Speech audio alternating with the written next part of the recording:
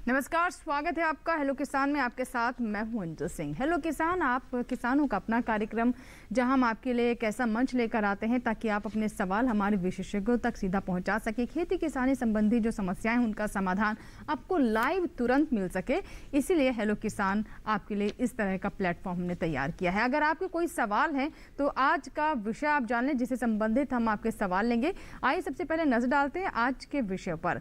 खरीफ प्याज की नर्सरी एवं प्रबंधन, जहाँ पहला विषय ये है और दूसरा विषय है कृषि शिक्षा और रोजगार। दोनों ही महत्वपूर्ण है हमारे किसानों के लिहाज से, क्योंकि सबसे पहले हम बात करेंगे प्याज की। जिन किसानों ने बरसात में प्याज की फसल बोई है उन्हें कौन कौन सी खास बातें हैं जिनका ध्यान रखना ज़रूरी है, किस्मों के बारे में भी आपको बताएंगे। और जैसा कि हम हमेशा हर कार्यक्रम में बताते हैं कि बुआई से लेकर तुड़ाई कटाई तक सभी बातों को अगर किसान ध्यान रखे तो अच्छी पैदावार प्राप्त कर सकते हैं। इसीलिए आज हम विशेष तौर पर प्याज के बारे में बात करेंगे। और दूसरा विषय जैसा कि हमने आपको बताया कि कृषि शिक्षा, उसके बारे में भी हम आपको जानकारी देंगे, कैसे इस दिशा में अच्छे अवसर हमारे जो नवयुवक हैं, जो युवा हैं, वो प्राप्त कर सकते हैं। इससे जुड़े कोई भी सवाल हो आप हम तक पहुंचा सकते हैं। टोल फ्री नंबर आप नोट कर लें। 2 टोल फ्री नंबर है, 1800-113060। दूसरा नंबर है 1800-113061। टोल फ्री, यानी इन पर आपका कोई शुल्क नहीं लगेगा, बस आपको फ़ोन उठाना है और हमारा नंबर लगाना है और अपने सवाल हम तक पहुंचाने हैं। और हमारे साथ स्टूडियो में 2 खास मेहमान हैं जो कि आज इस विषय पर विस्तार से चर्चा करेंगे और आपके सवालों के जवाब देंगे। हमारे साथ हैं डॉक्टर पी के गुप्ता, आप निदेशक हैं राष्ट्रीय बागवानी अनुसंधान एवं विकास प्रतिष्ठान नई दिल्ली से। बहुत बहुत स्वागत है आपका डॉक्टर गुप्ता। और आप प्याज के बारे में हमें बताएंगे, प्याज से जुड़ी जो कौन सी खास बातें हैं जिसके बारे में ध्यान रखना किसानों के लिए ज़रूरी है। और अगर आपके कोई प्रश्न भी हैं, समस्याएं भी हैं, तो उसका भी जवाब डॉक्टर गुप्ता इस कार्यक्रम के माध्यम से आपके फ़ोन कॉल के जरिए देंगे।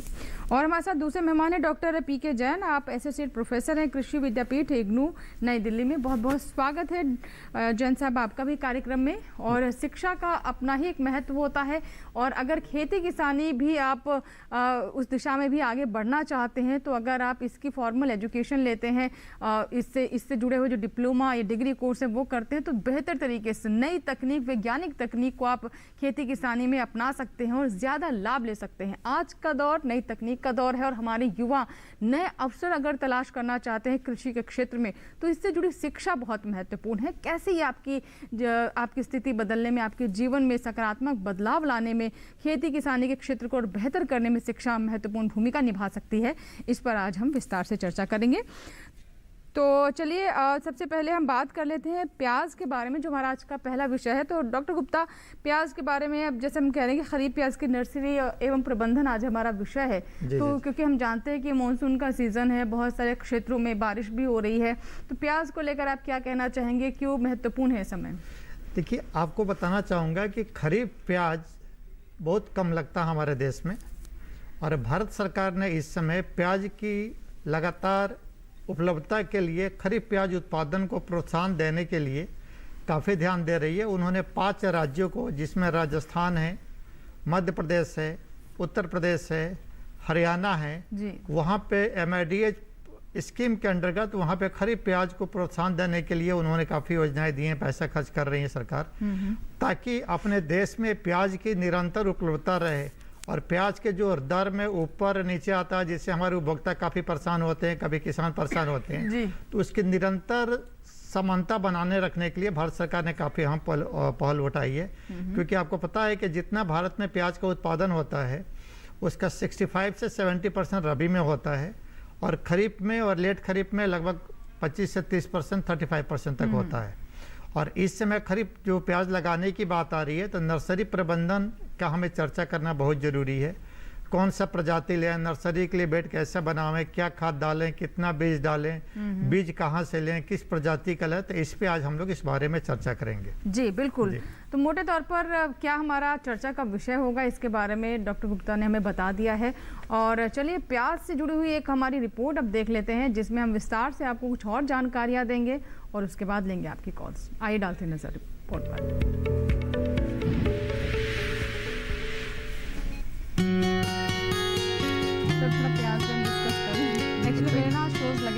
प्याज एक महत्वपूर्ण सब्जी फसल है। भारत के प्याज उत्पादक राज्यों में महाराष्ट्र, गुजरात, उत्तर प्रदेश, ओडिशा, कर्नाटक, तमिलनाडु, मध्य प्रदेश, आंध्र प्रदेश और बिहार प्रमुख है।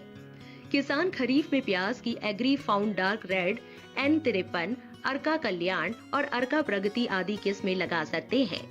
प्याज की एग्री फाउंड डार्क रेड किस्म रुपाई के 95 से 110 दिनों बाद पककर तैयार हो जाती है। नर्सरी में पौध तैयार करने के लिए बुआई 15 से 30 जून तक कर लेनी चाहिए। इसके बाद बुआई करने पर कंद के उत्पादन में फर्क पड़ता है। पौध तैयार करना प्याज की खेती के लिए अहम काम है। नर्सरी के लिए उपजाऊ, उपयुक्त जल निकास और सिंचाई की सुविधा युक्त भूमि का चयन करना चाहिए। 1 हेक्टेयर में प्याज की खेती के लिए 7.5 मीटर लंबे, 1 मीटर चौड़े, जमीन से 15 सेंटीमीटर ऊंचे बनाए गए 25 नर्सरी बेड़ पर्याप्त रहते हैं। प्रत्येक तैयार नर्सरी बेड़ में 40 से 50 किलोग्राम सड़ा हुआ गोबर खाद और आधा किलोग्राम 15-15-15 अनुपात वाला NPK खाद मिलाना चाहिए। प्याज के बीजों को 5 से 7 सेंटीमीटर दूरी पर नर्सरी बेड़ पर कतार में बोना चाहिए। 1 हेक्टेयर बुआई के लिए 6 से 8 किलोग्राम प्याज के बीज की जरूरत होती है। प्याज के बीज बोने से पहले बीजोपचार जरूर कर ले। नर्सरी बेड़ का बीज बोने के बाद घास या पुआल से ढक दे, इससे नमी बनी रहती है। नर्सरी की आवश्यकता अनुसार सिंचाई करते रहना चाहिए। नर्सरी 6 से 8 सप्ताह में खेत में रुपाई के लिए तैयार हो जाती है। प्याज में कीट और रोग प्रबंधन भी करते रहना चाहिए।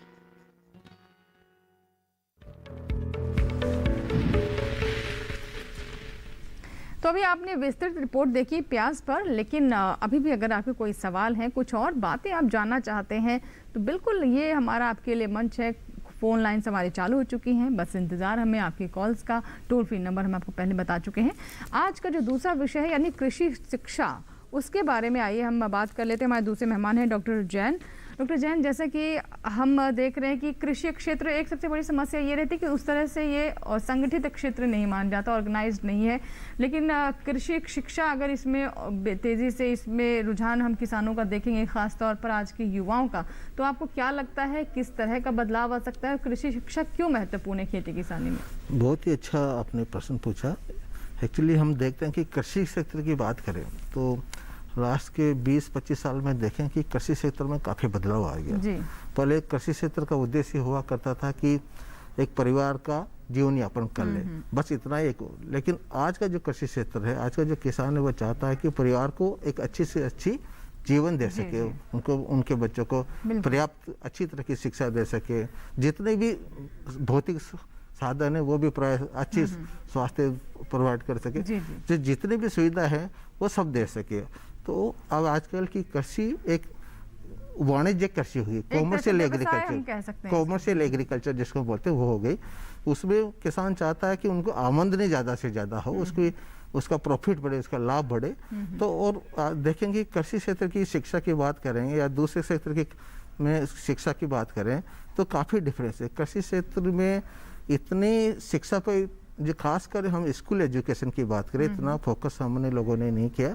और देखेंगे कि जैसे हमारे ग्रेजुएशन के कोर्सेज काफ़ी है और पोस्ट ग्रेजुएशन के कोर्सेज काफ़ी है, लेकिन देखेंगे कि जो रिक्वायरमेंट है, जिस तरह की स्किल्स और कौशलताओं की रिक्वायरमेंट है जो जॉब मार्केट में जाते हैं या जो तकनीकी देते हैं, जो छोटे छोटे कोर्सेज की हमें आवश्यकता होती है, वो एक तरह से मिसमैच है। हमारे साल बहुत सारे ग्रेजुएट निकलते हैं, उनमें से अराउंड 40% ग्रेजुएट ऐसे निकलते हैं जिनको रोजगार नहीं मिल पाता।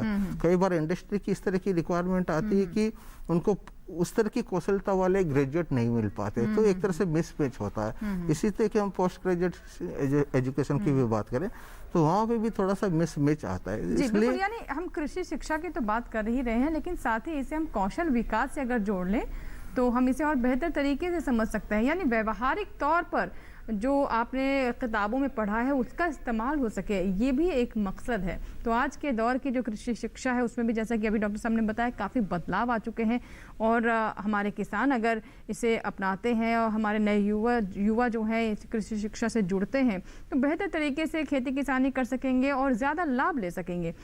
आइए देख लेते हैं इससे जुड़ी हमारी ये रिपोर्ट।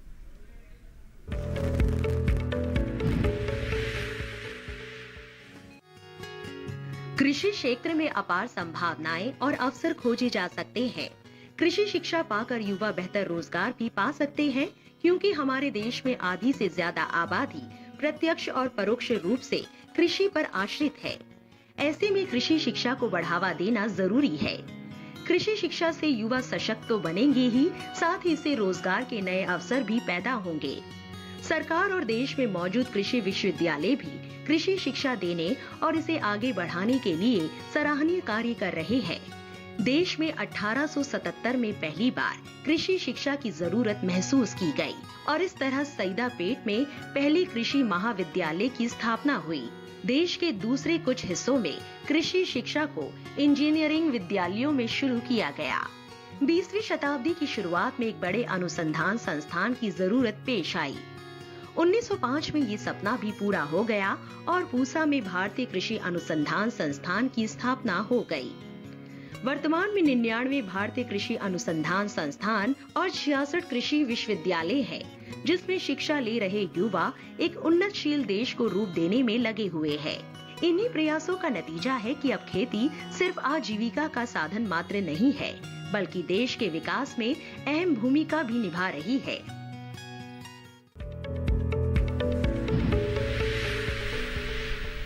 तो अभी आपने रिपोर्ट देखी और हमने रिपोर्ट में भी बताया और हम जानते भी कि हमारा देश एक कृषि प्रधान देश है और ऐसे में कृषि के क्षेत्र को और बेहतर किया जाए, इसे और धार दी जाए तो नए आयाम स्थापित हो सकते हैं।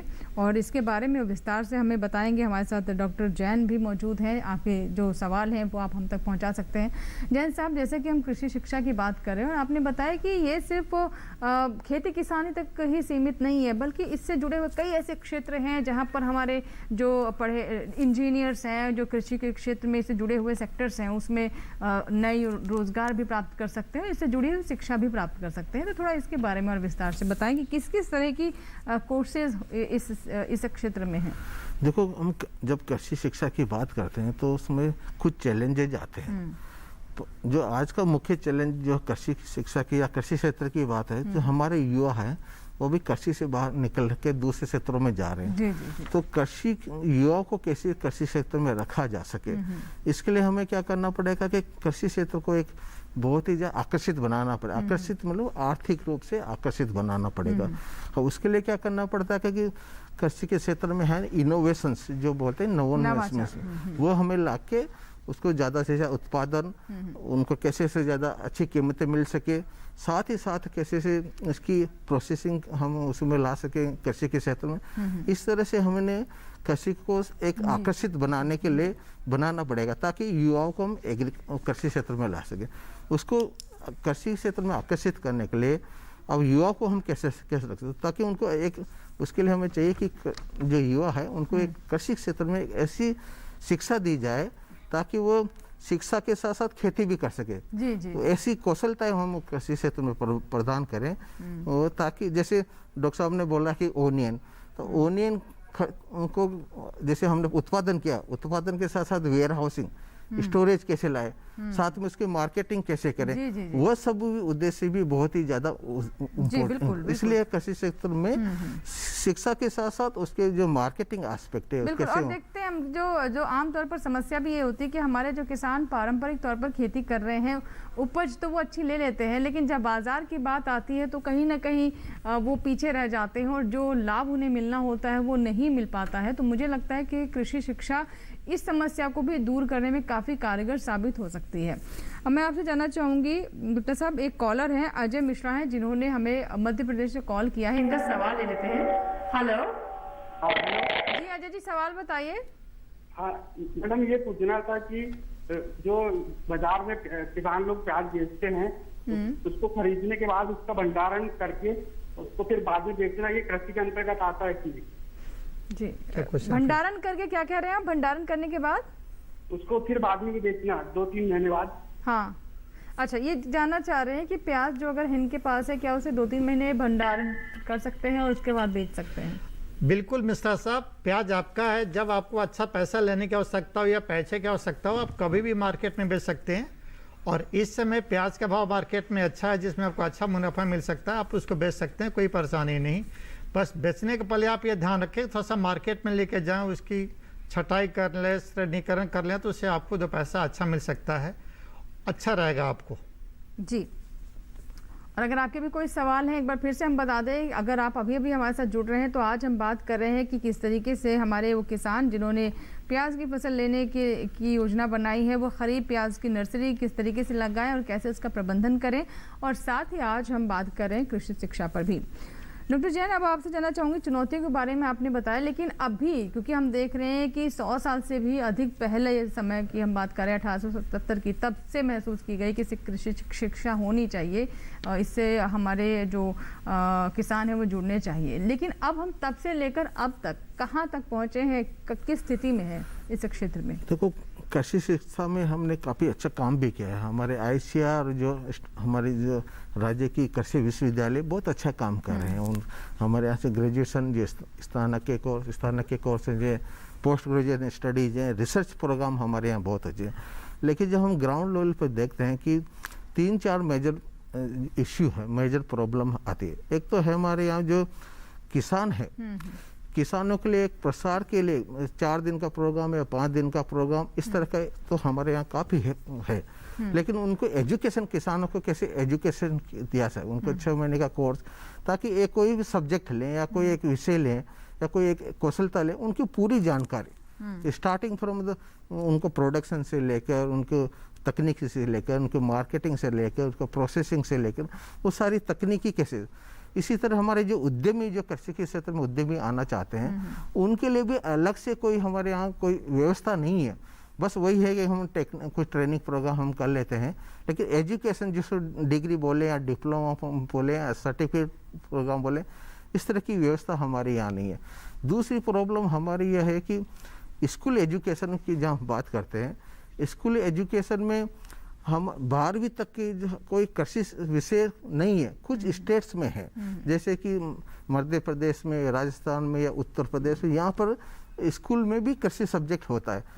बाकी दूसरे जितने भी हमारे राज्य हैं वहाँ पर वो कृषि स्कूलों में नहीं पढ़ाया जाता है, ताकि जो प्राइमरी, जो ज़्यादातर हमारे किसान अशिक्षित है या कम शिक्षित पढ़े लिखे हैं, जो खेती करते हैं एक्चुअल में, और वहाँ पर वो स्कूल में तो जाते हैं लेकिन वहाँ पर कृषि सब्जेक्ट नहीं है।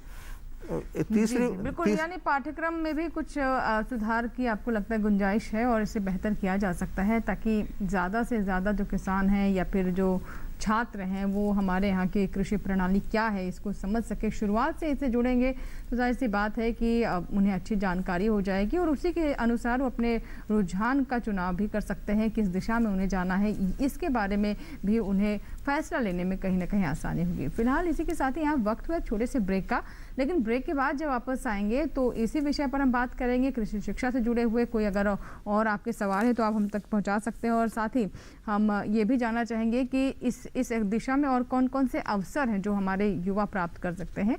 और दूसरा हमारा विषय है प्याज की नर्सरी, तो किस तरीके से प्रबंधन करें, कौन कौन सी प्रजातियों का चुनाव करें, और नर्सरी लगाते वक्त कौन कौन सी सावधानियां हमारे किसान बरतें ताकि उन्हें किसी तरह की समस्या ना हो। सभी बिंदुओं पर बात करेंगे छोटे से ब्रेक के बाद। देखते रहें आप हेलो किसान। छोटा सा ब्रेक।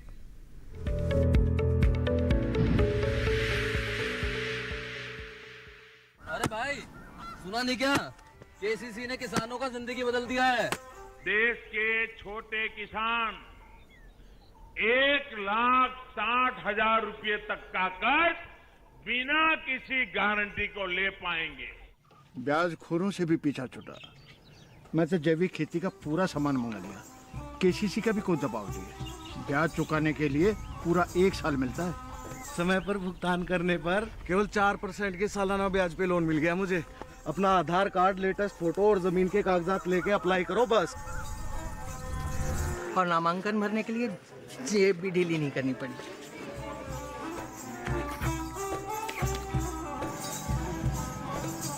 चाचा, उधार चुकाने के 24 घंटे के बाद उतने ही पैसे वापस निकाल सकते हैं।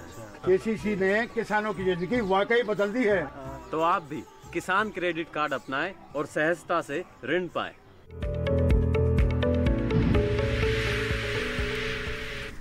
ब्रेक के बाद एक बार फिर आपका स्वागत है हेलो किसान में। अगर आपने अभी भी टेलीविजन ऑन किया है तो आपको बता दें कि आज हम बात कर रहे हैं कि प्याज की नर्सरी किस तरीके से लगाएं, कैसे इसका प्रबंधन करें, और साथ ही कृषि शिक्षा के बारे में जानकारी दे रहे हैं कि इस क्षेत्र में और कौन कौन से अवसर हैं जिसका चुनाव हमारे किसान या हमारे नए युवा जो हैं वो कर सकते हैं। इस बीच एक कॉलर हैं जिन्होंने हमें गुजरात से कॉल किया है, दमित सोमियल जी हैं। आइए बात कर लेते हैं।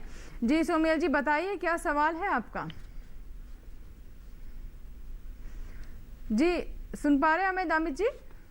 हाँ सुन पा रहे हैं। हाँ बताइए, सवाल बताइए आप। मेरा सवाल है कि अभी मैं गुजरात से बोल रहा हूँ, तो कौन सी नर्सरी का बीज लगाए? नर्सरी में बीज कौन सा? प्याज प्रजाति के बारे में जानना चाहते हैं जी? हाँ वही जानना चाहते हैं। जी ठीक। अमित जी, मैं आपको बताना चाहूँगा कि प्याज की खेती आप बहुत अच्छे तरीके से करते हैं, गुजरात में होता भी है, हम लोग भी जाते हैं। इस समय जो खरीफ के लिए या बरसाती प्याज के लिए जो प्रजातियां हैं उसमें सबसे प्रमुख प्रजातियां एग्रीफाउंड डार्क रेड जो कि NSRDF की निकाली हुई है, और एक और प्रजाति है जो कि नोटिफाइड नहीं हुई है लेकिन बहुत ही पॉपुलर है, लाइन 883, लाइन 883। ये दोनों प्रजातियां बहुत अच्छी हैं, इसका आप लगा सकते हैं। इसके अलावा जो DOGR ने जो प्रजातियां निकाली हैं उसमें Bhima dark red, Bhima super, Bhima Raj, बहुत सी प्रजातियां हैं। तो जो भी प्रजाति आपको मिलती है आप उस प्रजाति को लगाने का प्रयास करें। लेकिन आपको बताना चाहूँगा इस समय खरीफ प्याज की अच्छे क्वालिटी के बीज की काफ़ी डिमांड है, उपलब्धता भी उतनी नहीं है जितनी आपको चाहिए। जहाँ से भी लें, विश्वसनीय दुकानदार से लें या सरकारी संस्थान से लें। गुजरात में राजकोट है, गुजरात में महुआ है, वहाँ पे NSRDF का ऑफिस है, डायरेक्ट वहाँ से भी आप ले सकते हैं। और खरीफ का प्याज उगाना बहुत ही लाभप्रद है कंपेयर टू रबी में, क्योंकि इसमें आपको पैसे अच्छे मिलते हैं। इसमें चुनौतियाँ भी होती हैं खरीफ में नर्सरी ग्रो करना, तो इस तरह से आप लगा सकते हैं। पुनः बताता हूँ आपको, एग्रीफाउंड डार्क रेड लाइन 883 प्रजाति खरीफ के लिए काफ़ी प्रसिद्ध है, आप उसका उपयोग कर सकते हैं, ले सकते हैं जी। एक हमारे पास मेल भी आया है, जैन साहब कृषि शिक्षा से जुड़ा हुआ रिवाड़ी से हमारे एक दर्शक हैं जिन्होंने अभी भी मेल किया है। ये जानना चाहते हैं कि इन्होंने आर्ट्स लिया हुआ है ग्रेजुएशन में, तो क्या इसके साथ या इसके बाद में क्या डिप्लोमा कर सकते हैं कृषि क्षेत्र से जुड़ा हुआ किसी तरह का, और अगर हाँ तो किस किस तरह के विकल्प हैं इनके पास? बहुत अच्छा क्वेश्चन पूछा इन्होंने कि इन्होंने आर्ट्स इनका डिसिप्लिन है और कृषि में ये अपनी शिक्षा लेना चाहते हैं, तो आपके पास काफ़ी अवसर है। देखो, आर्ट्स में ग्रेजुएशन करने के बाद पोस्ट ग्रेजुएशन एग्रीकल्चर में MSc एग्रीकल्चर में आप नहीं कर सकते, लेकिन आपके पास इतने सारे डिप्लोमा प्रोग्राम्स हमारे इंडिया में खासकर कृषि क्षेत्र में अवेलेबल है, बहुत सारे हैं। डिप्लोमा इन एग्रीकल्चर भी होता है, 1 ईयर का डिप्लोमा हॉर्टिकल्चर भी होता है, और उसके अलावा जो प्रोसेसिंग के फील्ड में, जो एग्रीकल्चर से प्रोसेसिंग के फील्ड में काफ़ी सारे डिप्लोमा प्रोग्राम्स होते हैं। जैसे एक डिप्लोमा इन फूड प्रोसेसिंग है, diploma in fruits and vegetable technology हम है, then diploma in dairy technology है। डेयरी टेक्नोलॉजी मिल्क से रिलेटेड जो प्रोडक्ट बनाते हैं उनके लिए हैं। साथ साथ फिश प्रोडक्ट टेक्नोलॉजी में भी डिप्लोमा है। उसके अलावा जो अगर एग्रीकल्चर में और एजुकेशन में वाटरशेड मैनेजमेंट में डिप्लोमा प्रोग्राम मिलता है।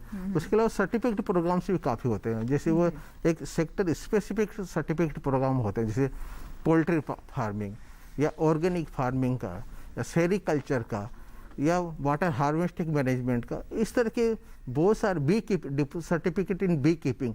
तो ये इस तरह के सर्टिफिकेट प्रोग्राम्स या डिप्लोमा प्रोग्राम होते हैं जिनको करने के बाद में आप अपना खुद का उद्यम लगा सकते हैं। सबसे बड़ी बात है, आपको कहीं दूसरी जगह जाने की जरूरत नहीं, आप इतने कैपेबल हो जाएंगे कि अपना खुद का एक उद्यम स्थापित कर सकते हैं। पोल्ट्री फार्मिंग में कर सकते हैं या बी कीपिंग में कर सकते हैं।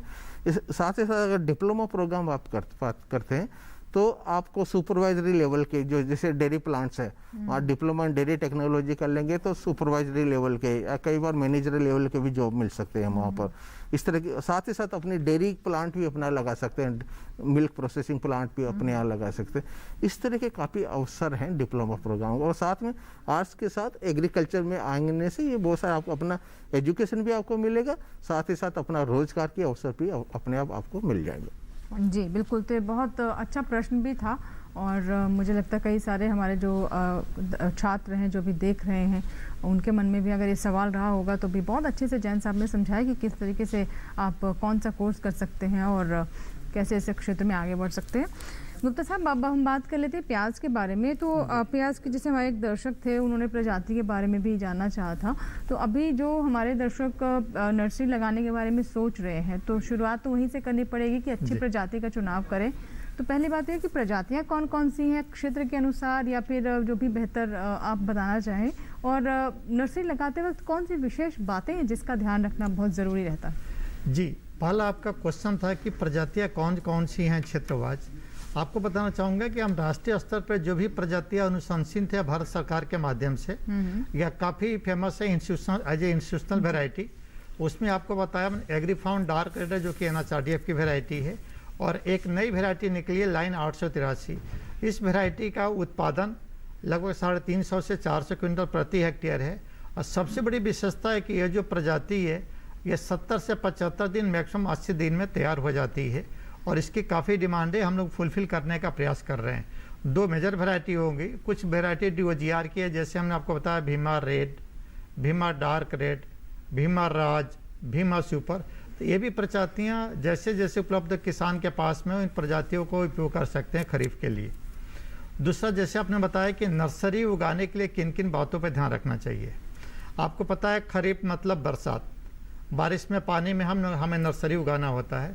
तो सबसे पहले हमें यह ध्यान रखना है कि जहाँ पे नर्सरी उगाना है, अगर 1 हेक्टेयर खेत के लिए आपको बुआई करना है तो उसका 0.5% एरिया लेना चाहिए जी। उस एरिया के लिए जो आप नर्सरी बनाएंगे, नर्सरी जो समतल मिट्टी है धरातल से कम 15 से 20 सेंटीमीटर ऊंची होनी चाहिए, और उसका लंबाई अपनी आवश्यकता अनुसार कर सकते हैं, लेकिन चौड़ाई 120 सेंटीमीटर के आसपास में होना चाहिए। इतना बनाने के बाद उसको वर्मी कंपोस्ट या गोबर की खाद आपके पास हो, उसमें ट्राइकोडर्मा ब्रिडी आप मिला ले 2-3 दिन पहले, और उसको मिट्टी के जो ऊपरी सतह उस पर अच्छी तरीके से फैला करके मिट्टी में मिला दें। तो इससे आपको फ़ायदा ये होगा कि जो मृदा जनित रोग होगा, क्योंकि रोग 3 प्रकार से आते हैं, एक तो मृदा जनित होते हैं, एक बीज जनित होते हैं, एक वायु जनित होते हैं। तो ट्राइकोडर्मा ब्रिडी को अगर आप मिट्टी में मिला देते हैं, अगर आपके गोबर के खाद में मिला के, तो जो मृदा से आने वाले जो जनित रोग होते हैं वह नहीं आते हैं जी। और सामान्यतः जो बीज आपके पास आता है, बीज को लाइन में आप उसको बोने का प्रयास करें। लाइन से बोने से फ़ायदा ये होगा उसको कि आपको वीडिंग करने में, दवा स्प्रे करने में, या बाद में उनका जो पौध निकालने में आपको काफ़ी आसानी होगी जी। तीसरा चीज़ आपको ये भी बताना चाहूँगा कि जब आप नर्सरी इस समय बोएंगे, नर्सरी बोने के बाद हल्की सी परत गोबर की खाद की हो, चाहे वर्मी कंपोस्ट की हो, या अगर वो उपलब्ध नहीं हो तो मिट्टी की हल्की सी परत, मतलब जो बीज है आपका सतह से कम से मैक्सिमम 1 सेंटीमीटर नीचे जाना चाहिए। अगर अधिक जाएगा तो बीज का जमाव आपका प्रभावित होगा। चलिए, तो कुछ बातें हैं जो ध्यान में रख सकते हैं हमारे किसान। लेकिन अभी हम एक कॉलर से बात कर लेते हैं। राजकुमार पाटीदार जी हैं जिन्होंने हमें मध्य प्रदेश से कॉल किया है। राजकुमार जी, बताइए सवाल क्या है आपका? हाँ, मेरा सवाल ये था कि इसमें हमको मिट्टी प्रकार की मिट्टी परीक्षण। राजकुमार जी, आपकी आवाज ठीक से नहीं आ पा रही है, आप नेटवर्क क्षेत्र में आ जाएं। मैडम, ये पूछना चाह रहा था मिट्टी प्रकार की होना चाहिए। आप समझ पाए सर क्वेश्चन? जी नहीं, एक बार फिर से सवाल बताइए। मैडम, मिट्टी के बारे में पूछना चाहिए। मिट्टी कैसे होनी चाहिए प्याज के लिए? जी। अच्छा, बहुत अच्छा क्वेश्चन है कि मिट्टी हमारे जीवन का, पौधों के जीवन का आधार होता है। तो बलुई दोमट मिट्टी जो होता है प्याज के लिए काफ़ी उपयोगी है। और जहाँ शाहजहाँपुर में आप हैं, शाहजहाँपुर में तो प्याज बहुत अच्छा लगता है, वहाँ पर बहुत अच्छी खेती होती है प्याज की, लहसुन के भी होती है, आप कर सकते हैं। मैंने वहाँ पे घुमा हुआ भी है, आप लोगों से मिला हुआ भी है। तो बलुई मिट्टी जो शाहजहाँपुर की, आप बहुत अच्छा सूटेबल है, उपयुक्त है, आप उसका प्याज की खेती कर सकते हैं। वहाँ पे नर्सरी उगा सकते हैं, पौध लगा सकते हैं, खरीफ ही नहीं बल्कि आप रबी का भी प्याज कर सकते हैं। जी। एक हमारे पास मेल आया है, और ये राजस्थान से मेल हमारे पास आया है। ये जानना चाहते हैं कि ये मधुमक्खी पालन करना चाहते हैं, किस प्रकार से करें? जी, आपको बताना चाहूँगा, मधुमक्खी पालन का विषय नहीं, लेकिन आपको अच्छी तरह से बताने का प्रयास करूँगा। मधुमक्खी पालन के लिए उनके लिए पोलन चाहिए, मतलब उनके लिए फूल चाहिए जहाँ से मधुमक्खियाँ जो हैं अपना आहार ले सकती हैं। और सामान्यतः जो राजस्थान में सरसों की, तिलहन की खेती काफ़ी अच्छी होती है, दलहन की खेती भी काफ़ी अच्छी होती है। सरसों है या दलहन है, ये क्रॉप जो होता है रबी का मौसम में होता है। तो अगर आपको मधुमक्खी पालन स्टार्ट करना है तो आप रबी मौसम से सितंबर मंथ में मधुमक्खी का बक्सा लेके कर सकते हैं। और आपको ये भी बताना चाहूँगा, भारत सरकार की एक परियोजना है जिसमें लगभग 300 करोड़ रुपए का प्रावधान किया गया अभी 2-3 साल पहले। आप वहाँ के जो राज्य सरकार के जो जिला उद्यान अधिकारी वहाँ से संपर्क कर सकते हैं। वहाँ पे अपना एप्लीकेशन भी आप सबमिट कर सकते हैं। वहाँ से बक्से के लिए, बी हाइव के लिए या छाते के लिए आपको पैसे भी मिल जाएंगे और वहाँ से तकनीकी ज्ञान भी मिल सकता है। एक चीज़, दूसरा चीज़ ये कि आप वहाँ के कृषि विज्ञान केंद्र से भी संपर्क कर सकते हैं कि कौन सी बी हाइव लगानी है, कहाँ से लेनी है। तीसरा, जो नज़दीक का कृषि विश्वविद्यालय वहाँ से भी संपर्क कर सकते हैं। सबसे बड़ी बात है कि मधुमक्खी पालन से केवल आपको मधुमक्खी ही नहीं बल्कि जो भी फसल लगाते हैं उस पर पॉलिनेशन काफ़ी अच्छा होता है। यहाँ तक हम लोगों ने स्टडी किया हुआ है कि प्याज की फसल में लगभग 300% बीज उत्पादन में मधुमक्खियों का सहयोग होता है। तो आप मधुमक्खी की खेती करें, हर तरह से आपको फायदा है, लेकिन दोस्त बना के दुश्मन बना के नहीं, ना तो आपको नुकसान करेंगे। डॉक्टर जैन, मान लीजिए ये कोर्स करना चाहते हैं तो मधुमक्खी पालन के क्षेत्र में किस तरह की उनके सामने किस तरह के विकल्प हैं, कैसे कोर्स कर सकते हैं? देखो, जैसे हम Indira Gandhi national open university की बात करता हूँ तो वहाँ पर एक certificate programme in B keeping है। तो मधुमक्खी पालन में एक सर्टिफिकेट प्रोग्राम है। ये 6 महीने का प्रोग्राम है और अभी एडमिशन चल रहे हैं। 15 जुलाई तक अभी एडमिशन चल रहे हैं और इसमें जो ग्रामीण क्षेत्र के जो लोग हैं उनको डिस्काउंट भी मिलता है। और ख़ासकर अगर जो एससी और एसटी के लोग हैं उनको फ्री ऑफ कॉस्ट है, उनको कोई फीस देने की ज़रूरत नहीं इस प्रोग्राम में। और 6 महीने का प्रोग्राम होता है, उसमें 4 कोर्सेज होते हैं। उसमें थ्योरी और प्रैक्टिकल दोनों हम पढ़ाते हैं। तो जो अपने एरिया में वहाँ हमारा स्टडी सेंटर होता है, वहाँ जाकर आप प्रैक्टिकल ट्रेनिंग भी वहाँ पर ले सकते हैं। और अभी एडमिशन ऑनलाइन प्लेटफॉर्म के थ्रू होते हैं, सीधा आपको कहीं जाने की जरूरत नहीं। अपने घर पे अपने मोबाइल से इंटरनेट खोले, इग्नू की वेबसाइट खोलते आपको एडमिशन का लिंक मिल जाता है। बस आपको उसमें अपनी मार्कशीट अपलोड करनी होती है 12वीं की, बस इतना ही आपको करना है और आपको एडमिशन कन्फर्म हो जाता है। तो अगर आप मधुमक्खी पालन पर कोर्स करना चाहते हैं तो अभी समय है, और जैसा कि अभी जैन जी ने बताया कि 15 जुलाई तक आप इसका आवेदन कर सकते हैं और इसके रजिस्ट्रेशन अपना करवा सकते हैं ताकि आप इस कोर्स को कर सकें। बहरहाल इसी के साथ ही हमारे वक्त एक छोटे से ब्रेक का। ब्रेक के बाद भी ये विशेष कार्यक्रम हमारा हेलो किसान जारी रहेगा। आपकी कॉल्स हम लेते रहेंगे, कहीं मत जाएगा। इस छोटे से ब्रेक बाद फुल होंगे हाथ से।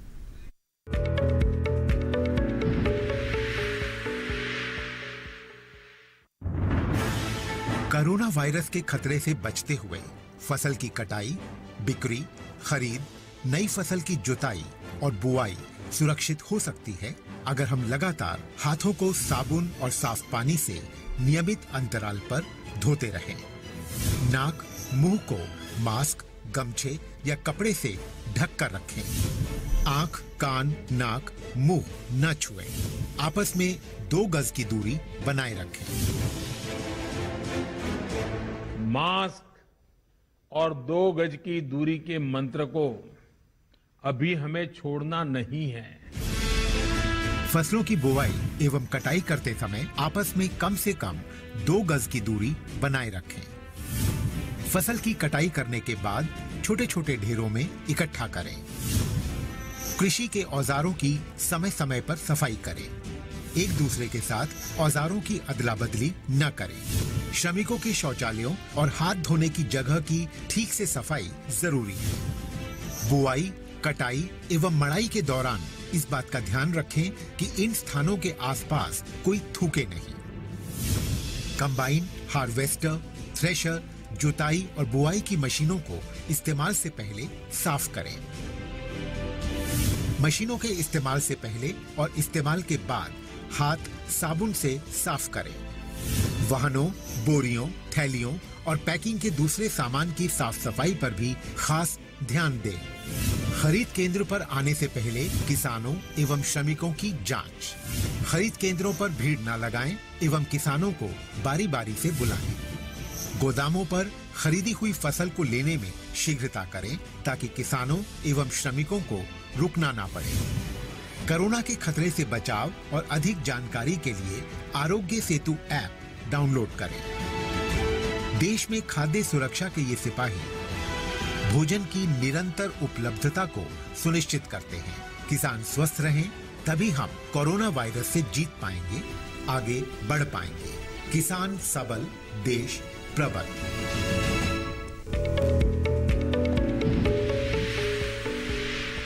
ब्रेक के बाद एक बार फिर आपका स्वागत है हेलो किसान में। आज हम बात कर रहे हैं खरीफ में किस तरीके से आप प्याज की नर्सरी तैयार करें, किस तरह से आप उसका प्रबंधन कर सकते हैं। और साथ ही आज का हमारा दूसरा विषय जो है वो भी बहुत महत्वपूर्ण है। आज हम चर्चा करें कृषि शिक्षा पर। चलिए बातचीत को आगे बढ़ाते हैं। और एक दर्शक हैं जिन्होंने हमें कॉल किया, राम बाबू मीणा जी हैं, मध्य प्रदेश से कॉल किया। इन्होंने ये जानना चाहते हैं कि अश्वगंधा की खेती करना चाहते हैं, तो क्या इसके लिए कोई स्पेसिफिक कोर्स, डिप्लोमा वगैरह सर्टिफिकेट कोर्स है जो कि वो करे तो उनके लिए बेहतर रहेगा? क्या बताना चाहेंगे डॉक्टर जैन? अश्वगंधा के लिए स्पेसिफिक हमारे पास प्रोग्राम अभी नहीं है। ट्रेनिंग प्रोग्राम्स हम डिपार्टमेंट ऑफ एग्रीकल्चर से काफ़ी होती है, लेकिन डिप्लोमा इन हॉर्टिकल्चर जो 1 ईयर का प्रोग्राम है उसमें मेडिसिनल प्लांट्स भी, उसमें अश्वगंधा भी एक क्रॉप होती है। साथ ही साथ दूसरी जितनी भी हमारे हॉर्टिकल्चर की क्रॉप्स है, वेजिटेबल्स क्रॉप्स है, फ्रूट्स क्रॉप्स है, सारे क्रॉप्स है। और अभी एडमिशन चल रहे हैं और ऑनलाइन एडमिशन होने हैं। 1 ईयर का प्रोग्राम है। बाई चांस आप 1 साल में इस प्रोग्राम को नहीं कर पाते हैं तो हमारे फ्लेक्सिबिलिटी है कि 4 साल मैक्सिमम आप ड्यूरेशन लेके इस प्रोग्राम को कर सकते हैं। मीणा जी हमारे साथ फोन लाइन पर भी मौजूद है, आइए बात कर लेते हैं उनसे। मीणा जी कुछ और जानना चाहते हैं आप? हेलो जी जी मैम नमस्कार। जी नमस्कार जी मैम भोपाल से बोल रहा हूँ, राम बाबू मीणा। जी मैम मुझे औषधीय पौधों की जानकारी के लिए प्रशिक्षण चाहिए था। जी जी तो मुझे आसपास में भोपाल में तो कहीं ऐसा कोई सेंटर नजर नहीं आता इंदौर के अलावा। इंदौर में जाना अफोर्ड नहीं कर सकता अभी। अच्छा, ट्रेनिंग प्रोग्राम के बारे में भी आप जानना चाहते हैं, तो इस पर हमें डॉक्टर गुप्ता बेहतर तरीके से बता पाएंगे। जी मीना साहब आपको बताना चाहूँगा, आप तो भोपाल जो राजधानी है मध्य प्रदेश के वहाँ पे हैं, वहाँ का जो हॉर्टिकल्चर डिपार्टमेंट है, जो डायरेक्टर ऑफ हॉर्टिकल्चर है, वहाँ पर भी ट्रेनिंग प्रशिक्षण अवेलेबल है। और जो आसपास के जो भी कृषि विज्ञान केंद्र हैं वहाँ पर भी इसके प्रशिक्षण दिए जाते हैं। इसके अलावा अगर आप किसी डिस्ट्रिक्ट से बिलोंग करते हैं तो जो डिस्ट्रिक्ट जिला उद्यान अधिकारी होते हैं वहाँ से भी संपर्क कर सकते हैं। इवन प्रशिक्षण है नहीं, आपको वह बीज भी उपलब्ध करवाते हैं आपको, और आपको ट्रेनिंग भी देते हैं। और आपके यहाँ उसको कुछ सब्सिडी या गवर्नमेंट की तरफ से प्रोत्साहन भी मिलता है मेडिसिनल क्रॉप करने के लिए। तो आपका बहुत अच्छा सोच है, बस आपको थोड़ा सा और मेहनत करने की आवश्यकता है कि कृषि विज्ञान केंद्र या जिला उद्यान अधिकारी से संपर्क कर सकते हैं। और निश्चित ही अश्वगंधा नहीं, बहुत सी मेडिसिनल क्रॉप है, उसको आप खेती कर सकते हैं।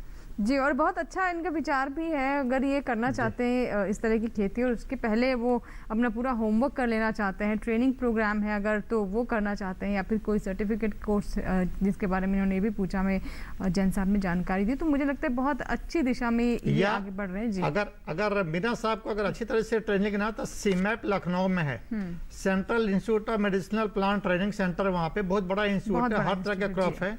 वहाँ से आपको प्लांट भी मिल सकता है, सीड भी मिल सकता है, प्रशिक्षण भी वो देते हैं। तो वहाँ के वेबसाइट पे आप देख सकते हैं, वो इंडिया लेवल का टॉप मोस्ट इंस्टीट्यूट है मेडिसिनल क्रॉप के लिए। जी चलिए, अब हमारा जो आज का विषय है एक बार फिर उस पर लौटते हैं। हम प्याज की नर्सरी और उसके प्रबंधन के बारे में बात कर रहे हैं। तो ऐसे में मैं गुप्ता साहब आपसे जानना चाहूँगी कि नर्सरी के दौरान जो सावधानियाँ हैं वो तो आपने बता दी, लेकिन जब हम कई क्षेत्रों में देख रहे हैं कि काफ़ी ज़्यादा बारिश भी हो रही है, तो उस वक्त नर्सरी को लेकर किस तरीके की तैयारी हमारे जो किसान हैं साथ में रखें, और कौन कौन सी खास बातें हैं ऐसी स्थिति में ध्यान रखना? आपको बताना चाहूँगा, स्पेशली जो उत्तरी भारत है जी, यहाँ पे खरीफ प्याज की फसल के लिए पौध को उगाना एक बहुत बड़ा चुनौती है, चैलेंज है। तो हम किसान भाइयों को, जैसा कि भारत सरकार की मंशा है कि उत्तरी भारत में भी प्याज उगाया जाए, खरीफ प्याज, तो नर्सरी उगाना एक बहुत बड़ा चैलेंज है। तो उसके लिए हम किसान भाइयों को बताएंगे, एक तो जो नर्सरी के लिए जो बेड बनाते हैं वो थोड़ा सा ऊंचा बनाएं, पानी निकास की उचित व्यवस्था रखें। तीसरा चीज़ है कि जब वह बीज डाल रहे हैं तो शेड नेट डाल करके, जब तक बीज का जमाव नहीं होता है या उसके ऊपर कोई ऑर्गेनिक मैटर है, जस्ट लाइक अधिकांश अगर आपके पास मस्टर्ड का प्लांट का सूखा हुआ स्ट्रॉ है, ये आपके पास व्हीट का है या किसी का है, तो उसको डाल दें समान रूप से, ताकि अगर ऊपर से बारिश होती है तो जो बारिश होता है उसको नुकसान ना हो, बीज बहा के कहीं ना चला जाए। और जैसे उसमें से पौध से बीज निकलना शुरू होता है आप उसको हटा दें। और ध्यान रखें, जैसे अगर अधिक तेज बारिश होती है तो प्याज का बीज बहा के जा सकता है, तो शेड नेट 1 फुट के ऊपर से लगा लें। और पानी की सिंचाई जो है या तो फव्वारा विधि से करें या आपके पास अगर हजारा होता तो हजारा से करें। तो ये थोड़ी सी आपको सावधानी रखने की आवश्यकता है।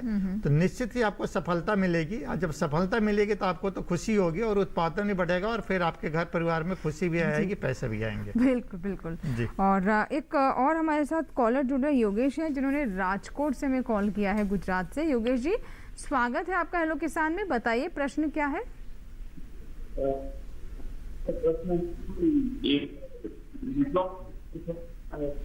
योगेश जी, आपकी आवाज हम तक ठीक से नहीं पहुंच पा रही है, आप कृपया नेटवर्क क्षेत्र में आ जाएं। हेलो हेलो जी योगेश जी, बताइए प्रश्न क्या है आपका? मेरा प्रश्न है कि 8 ये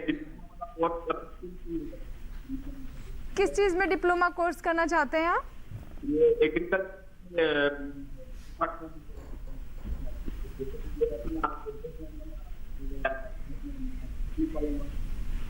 एग्रीकल्चर में डिप्लोमा कोर्स करना चाहते हैं। जन साहब इतना समझ आया, अभी आवाज़ ठीक से नहीं आ पा रही उनकी, लेकिन मुझे जो समझ आया कि एग्रीकल्चर में डिप्लोमा कोर्स करना चाहते हैं, उसके बारे में देखो, कृषि क्षेत्र में बहुत सारे डिप्लोमा प्रोग्राम्स और सर्टिफिकेट प्रोग्राम्स होते हैं। सर्टिफिकेट प्रोग्राम 6 मंथ के होते हैं और डिप्लोमा प्रोग्राम्स 1 ईयर के होते हैं। और सर्टिफिकेट प्रोग्राम्स और डिप्लोमा प्रोग्राम की विशेषता होती है कि एक स्किल आधारित प्रोग्राम होते हैं। जैसे हम पहले पोल्ट्री फार्मिंग का हो गया या बी कीपिंग का हो गया, ऑर्गेनिक फार्मिंग हो, एक व्यवसायिक आधारित प्रोग्राम होते हैं। ऐसे डिप्लोमा प्रोग्राम का भी होता है, एक सेक्टर स्पेसिफिक होते हैं। या फूड्स एंड वेजिटेबल प्रोसेसिंग का डिप्लोमा होगा, या डेयरी टेक्नोलॉजी का डेयरी टेक्नोलॉजी का होगा, या फिर हमारा वाटरशेड मैनेजमेंट का होगा, या फिश प्रोडक्ट टेक्नोलॉजी का होगा, या फूड प्रोडक्ट टेक्नोलॉजी। तो इन प्रोग्राम को करने का ये फायदा होता है कि आपको उस क्षेत्र की या उस पर्टिकुलर स्किल की पूरी जानकारी, कैसे उस उद्यम को लगाएं, कहाँ से आपको जो कच्चा माल में चाहिए वहाँ मिलेगा, किस क्वालिटी का होना चाहिए, उत्पादन होने के बाद उसकी पैकिंग कैसी होगी, उसको मार्केटिंग कैसे करेंगे, मार्केटिंग में कौन कौन से चैनल होते हैं, कैसे पैकेजिंग में कौन सा मटेरियल, वो तो पूरी कंप्लीट जानकारी एक उस सर्टिफिकेट और डिप्लोमा प्रोग्राम की उस व्यवसाय से आधारित मिलती है। ये इसका फायदा होता है कि हमें रोजगार के खुद के स्वरोजगार का एक साधन मिलता है डिप्लोमा और सर्टिफिकेट प्रोग्राम। जी बिल्कुल, और मकसद भी अभी यही है कि हम जॉब सीकर ना बनकर जॉब क्रिएटर बने, यानी दूसरे को नौकरी देने की स्थिति में हो, हमें अपने आप को उस स्तर पर ले जाना है। और अब बात कर लेते हैं प्याज पर। मैं आपसे जानना चाहूँगी गुप्ता जी कि जो हम प्याज के बारे में आपने बताया कि इस मौसम में नर्सरी को लेकर कौन से खास बातों का ध्यान रखें बारिश में, लेकिन कई बार इसके बारे में भी फैसला सही समय पर लेना चाहिए कि कब हम नर्सरी से जो पौध है उसको मुख्य खेत में ट्रांसफ़र करें, तो उसके लिए क्या संकेत है? आपको बताना चाहूँगा कि जो जून आज का महीना समाप्त हो रहा है, जो खरीफ प्याज की नर्सरी जो डालने का टाइम होता है, आप 15 जून से लेकर के लगभग 10 जुलाई तक आप उसको डाल सकते हैं। हालांकि जून का महीना खरीफ का नर्सरी डालने के लिए बहुत उपयुक्त होता है। और ये जो नर्सरी है जो आपने पौध लगा रखा है, ये लगभग 40 से 42 दिन में लगभग तैयार हो जाता है। 2-4 दिन आगे पीछे करके निकाल के लगा सकते हैं।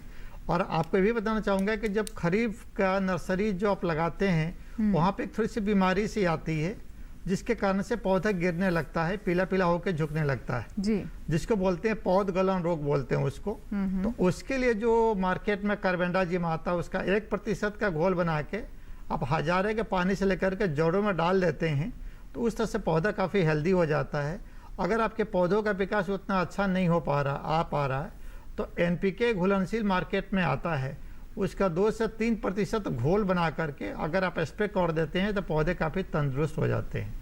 अगर आपने अभी तक नर्सरी नहीं डाली और नर्सरी डालने का प्लान कर रहे हैं, तो नर्सरी में भी कभी कभी खरपतवार की प्रॉब्लम सी आ जाती है, और उस समय वीडिंग करना, उसमें से हाथ से निकालना पड़ता है या उसमें दवा देने की आवश्यकता पड़ती है। तो मैं आप सभी किसान भाइयों को ये बताना चाहूँगा, एक पेंडामिथालिन एक दवा आती है, खरपतवार नाशी है। बीज लगाने के बाद उसको 0.02% का घोल बना करके अगर आप उसको स्प्रे कर देते हैं, तो जो खरपतवार के जो बीज जमने वाले हैं वो नहीं जमते हैं और आपका बीज अच्छा जम जाता है। तो इस तरह से खरपतवार से अपने पौधों की, नर्सरी के पौधों की आप बचाव कर सकते हैं। तीसरा चीज, जैसे कि आपने बताया कि 40 से 42 दिन में उसको ट्रांसप्लांटिंग करना है। ट्रांसप्लांटिंग करते समय भी आपको बहुत ध्यान रखने की आवश्यकता है। क्या खाद देना है, क्या बीमारी आएगा, कितने एरिया में लगाना है। तो जैसे आप चाहेंगे वैसे लगा सकते हैं, लेकिन ध्यान रखें कि खेत की अच्छी तरह से जुताई करके लगावें और वह भी 10 से 12 सेंटीमीटर की दूरी पर लगाना चाहिए। पौध से पौध की दूरी और लाइन से लाइन की दूरी लगाना चाहिए। अगर किसी कारण से प्याज का जो नर्सरी है 50 से 52 दिन का हो जाता है, तो ऊपर का थोड़ा सा जो टिप है अगर काट देते हैं तो उनके पौध को एस्टेब्लिश्ड होने में मीन्स उसको स्थापित होने में कम समय लगता है। और पौध, प्याज और लहसुन ऐसा फसल है कि उसके बल्ब ऊपर ही दिखते हैं। जितने ऊपर देखेंगे आपका उत्पादन अच्छा होगा। जी मैम। चलिए, इसी के साथ ही हमें यहाँ पर एक और छोटे से ब्रेक के लिए रुकना होगा, कहीं मत जाएगा। ब्रेक के बाद जब वापस आएंगे तो हम बात करेंगे कि नर्सरी में, प्याज की नर्सरी में खरपतवार का भी कई बार की समस्या भी सामने आती है। उसका किस तरीके से प्रबंधन करें, कैसे खरपतवार से अपनी जो पौध है उसको बचाएं। और कृषि शिक्षा के बारे में भी और थोड़ा विस्तार से जानेंगे कि इस समय, क्योंकि आप जानते हैं कि महामारी का दौर है तो क्लासेस नहीं हो रही हैं, तो ऑनलाइन एजुकेशन पर ज़्यादा जोर है। तो कृषि शिक्षा और ख़ास तौर पर अगर हम बात करें डिप्लोमा और सर्टिफिकेट कोर्स, तो उसमें किस तरह की व्यवस्था है, इसके बारे में और विस्तार से जानेंगे छोटे से ब्रेक के बाद।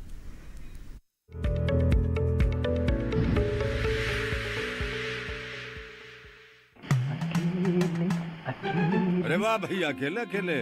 अरे तू भी ले, पर खाएगा कैसे? मैं ऑर्गेनिक खेती की बात कर रहा रे बेटे।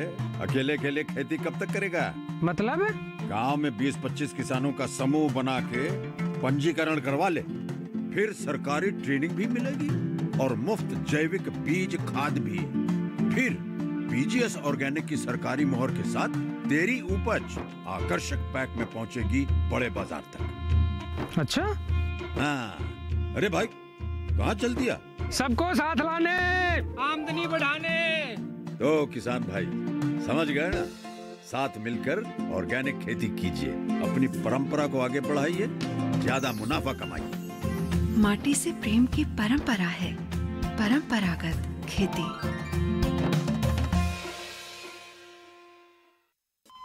अरे सुन तो। मुझे क्या सुनाना चाहते हो? जो सुनाओ मेरी सौतन को। किसको? अरे वही तुम्हारा मोबाइल फोन जिससे सुबह शाम दिन रात चिपके रहते थे और कहते थे किसान कॉल सेंटर से बातें हो रही हैं। अच्छा, ये बात है। हाँ, क्यों? क्या हुआ? अब बात नहीं होती क्या? अब तो झट से बात हो जाती है। ऐसा क्या? हाँ, अब तो ज्यादा लाइनें और खास तकनीक के कारण खेती के माहिरों से तुरंत बात हो जाती है। और अगर कभी लाइन व्यस्त हो तो अपनी समस्या फोन पर रिकॉर्ड करा दो, वहाँ से फोन आ जाता है और समस्या की हल का मैसेज भी आ जाता है। ये देखो, आ गया। अरे वाह, इसका मतलब इंतजार की घड़ी अब खत्म। हाँ। तभी मैं सोचूं कि आजकल मुझ पर इतना प्यार क्यों आ रहा है। कृषि संबंधी समस्याओं का अपनी भाषा में तुरंत हल पाने के लिए पूरे भारत में किसी भी फोन से हेल्पलाइन नंबर पर संपर्क करें। किसानों का दोस्त किसान कॉल सेंटर।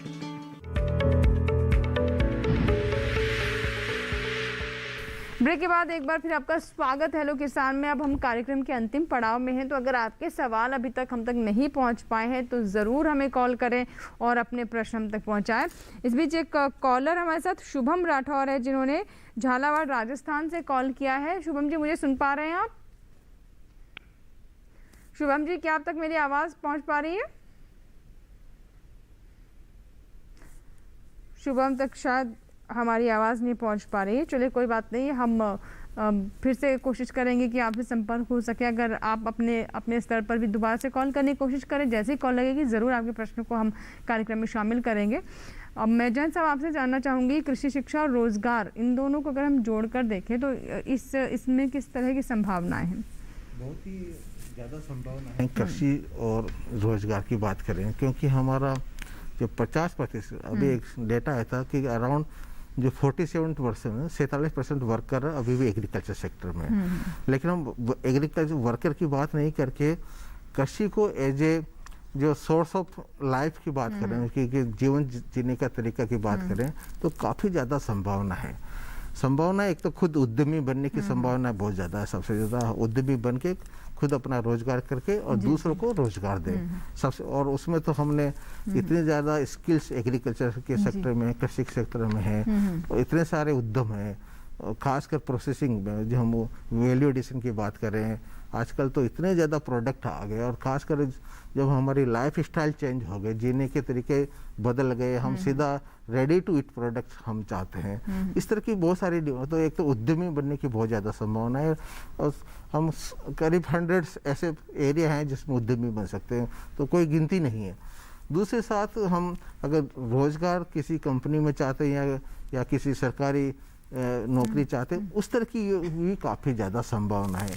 खासकर हम बात करें कि ग्रेजुएशन करने के बाद में या पोस्ट ग्रेजुएशन के बाद में गए तो हम कृषि अनुसंधान के क्षेत्र में जा सकते हैं, कृषि शिक्षा के क्षेत्र में जा सकते हैं, कृषि प्रसार के क्षेत्र में जा सकते हैं। ये तो हम सरकारी अगर एजेंसी और सरकारी हम रोजगार की बात करें तो इस तरह की। साथ ही साथ हम प्राइवेट सेक्टर में की अगर हम जॉब की बात करते हैं तो बहुत ही ज़्यादा संभावना है। एग्रीकल्चर जो बेस्ट इंडस्ट्री है, पेस्टिसाइड इंडस्ट्री है, सीड इंडस्ट्री है, फूड प्रोसेसिंग इंडस्ट्री है, यहाँ पर आप तकनीशियन बन सकते हो। बहुत बड़ा क्षेत्र है, बस ये है कि आप इस क्षेत्र में जो संभावनाएं हैं उसको तलाशने की कोशिश करें। तो एक कॉलर और हैं, आइए हम उनसे बात कर लेते हैं। हमारे साथ सुरेंद्र जी हैं जिन्होंने कॉल किया है चंडीगढ़ से। सुरेंद्र सिंह जी का कॉल है चंडीगढ़ से, आइए बात करते हैं। सुरेंद्र जी, स्वागत है आपका हेलो किसान में। सवाल बताइए जी। इस टाइम जैसे आपका प्रोग्राम आ रहा है इसका जी, तो ये प्याज की पौध अब लगाई जा सकती है ये नारायणगढ़ अम्बाला जिले में? ये मौसम सूट करता है इस टाइम? बिल्कुल साहब। आप हरियाणा में करनाल में एक हमारा सेंटर है, सलारू फार्म के नाम से जाना जाता है, काफ़ी पुराना, 40 साल पुराना है। अम्बाला में कृषि विज्ञान केंद्र, वो प्याज का पौध काफ़ी लगाते हैं, काफ़ी बेचते हैं, बहुत अच्छे तरीके से लगा सकते हैं। वहाँ का जो क्लाइमेट है काफ़ी शीतल है। बस थोड़ा सा आपको ध्यान रखना है, प्याज ऊंचे जगह पर लगा हुआ है जहाँ पे अगर बारिश की पानी होती है तो जल निकास की उचित व्यवस्था और आप कर सकते हैं ट्रायल बेसिस पे। ये हमारा करनाल का फार्म है, वहाँ भी विजिट करके जानकारी ले सकते हैं। कृषि विज्ञान केंद्र अम्बाला में वहाँ भी ले सकते हैं सर, बहुत अच्छे। और गवर्नमेंट भी उसको इस समय जो हरियाणा गवर्नमेंट है खरीफ प्याज को प्रमोशन के लिए काफ़ी काम कर रही है, तो बहुत सूटेबिलिटी है वातावरण से, पानी से, मृदा से, आप उसकी खेती कर सकते हैं जी। और कुछ पूछना चाहेंगे तो बताएं। और कोई सवाल है सुरेंद्र जी आपका? चलिए, शायद हमारा संपर्क टूट गया। लेकिन गुप्ता जी, जैसा कि मैंने ब्रेक से पहले कहा था कि खरपतवार की समस्या हो जाती है नर्सरी में, और हमारे जो मुख्य फसलों से प्रतिस्पर्धा शुरू हो जाती है, पोषक तत्वों की कमी हो जाती है कई बार। तो ऐसे में क्या करना चाहिए? खरपतवार का किस तरीके से प्रबंधन करना चाहिए? कम शब्दों में जाना चाहूँगा। जी, आपने बिल्कुल सही बताया कि खरपतवार जो होता है काफ़ी प्रतियोगिता हो जाती है, पोषक तत्वों के लिए, एयर के लिए भी हो जाती है, न्यूट्रिशन की भी हो जाती है। तो खरपतवार की समस्या नर्सरी में भी होती है, मुख्य फसल में भी होती है। जी। तो अगर आपने नर्सरी लगाया है, अगर उसको दवा से कंट्रोल कर सकते हैं, अगर बीज आपने लगा दिया है तो बीज के बाद 0.2% का पेंडामेथलिन केमिकल आता है, स्प्रे कर देंगे तो खरपतवार काफी हद तक कम हो जाता है। जी जी। और एक आप हाथ से निकाई गुटाई भी करके आप निकाल सकते हैं जी। तो इस तरह से आपको मुख्य खेत में भी यही तरीका अपनाना पड़ेगा। 30 दिन पे आपको ऑक्सीफ्लोरोफिन आता है, उसको आप स्प्रे करके कंट्रोल कर सकते हैं, और 45 से 50 दिन पे एक आपको हैंड वेटिंग करना पड़ेगा जी। बिल्कुल। तो कुछ तरीके हैं जिन्हें हमारे किसान अपना सकते हैं। वो किसान जो कि प्याज की फसल लेना चाहते हैं, अभी नर्सरी लगाने की योजना बना रहे हैं, फिर नर्सरी उन्होंने डाल दी है। तो ये आज के कार्यक्रम में हमने इससे जुड़ी बहुत सारी बातें आपको बताई हैं। उम्मीद करते हैं ज़रूर इससे हमारे किसान लाभ उठाएंगे। बहुत बहुत शुक्रिया डॉक्टर गुप्ता, आप स्टूडियो में आए, और साथ ही डॉक्टर जैन, जैसे कि आपने कृषि शिक्षा के बारे में इतनी विस्तार से जानकारी दी, आपका भी बहुत बहुत धन्यवाद। तो आज के लिए फिलहाल इतना ही, लेकिन कल का विषय क्या है आइए डाल लेते हैं उस पर नजर। कल का हमारा विषय है प्रधानमंत्री मत्स्य संपदा योजना, और बरसात के मौसम में पशुओं की कैसे करें देखभाल, कल के हमारे विषय हैं। और अगर आप चाहें तो आप अपने सुझाव, अपने प्रश्न हमें ईमेल कर सकते हैं। इसके लिए हमारा ईमेल पता नोट कर लें, hellokisan2015@gmail.com। इसके अलावा फेसबुक के माध्यम से भी हमसे संपर्क कर सकते हैं। इसका तरीका बहुत आसान है, फेसबुक पर जाएं, सर्च बॉक्स में हेलो किसान आप टाइप करें, हमारा पेज खुल जाएगा, जिसे आप फॉलो कर सकते हैं, लाइक कर सकते हैं, अपने सवाल वॉल पर साझा कर सकते हैं, मैसेंजर के माध्यम से भी हम तक पहुँचा सकते हैं। और आप हमारे डीडी किसान कॉल सेंटर नंबर 1800113060 पर भी सोमवार से शनिवार सुबह 6 से रात 10 बजे के दरमियान कॉल कर सकते हैं और अपने प्रश्न हम तक इस कॉल सेंटर नंबर के माध्यम से पहुंचा सकते हैं। कार्यक्रम में आपके सवालों को हम अपने विशेषज्ञों के सामने रखेंगे। अभी के लिए फिलहाल इतना ही, लेकिन आप बने रहें दूरदर्शन किसान के साथ। नमस्कार।